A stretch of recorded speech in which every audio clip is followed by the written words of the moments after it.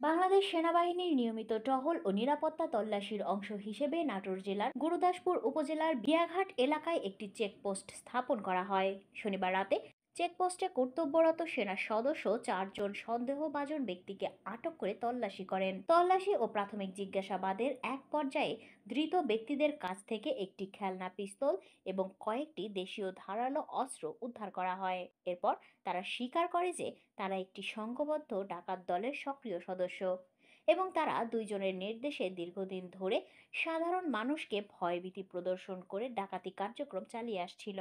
পরবর্তীতে সেনাবাহিনীর পুনরায় অভিযান পরিচালনা করে ওই 2 জন ডাকাত দলের লিডার সহ 6 জনকে গ্রেফতার করতে সক্ষম হয়। জিজ্ঞাসাবাদে ডাকাত দলের সদস্যরা জানায় এই পর্যন্ত তারা অস্ত্রের মুখে জিম্মি করে 8টি অটোরিকশা, 12টি মোটরসাইকেল, 9টি কোরবানির গরু, চাঁদা না দেওয়ায় 6টি পুকুরে বিষ প্রয়োগ, এছাড়াও বিভিন্ন বিল, পুকুর ও নির্জন এলাকায় সাধারণ মানুষকে জিম্মি করে চাঁদাবাজির ঘটনাও সংঘটিত করেছে বলে তারা স্বীকার করে। গ্রেফতারকৃত ডাকাত সদস্যরা হচ্ছে আব্দুর রাজ্জাক, মোহাম্মদ কাউসার, মোহাম্মদ বিপ্লব মিয়া, মোহাম্মদ মনির ইসলাম, মোহাম্মদ মবিদুল ইসলাম ও মোহাম্মদ সুরজ আলী। তাদের সকলের বাড়ি গুরুদাসপুর ও সিংড়ায়। গ্রেফতারের পর প্রাথমিক জিজ্ঞাসাবাদ শেষে অভিযুক্তদের আইনানুগ ব্যবস্থা গ্রহণের জন্য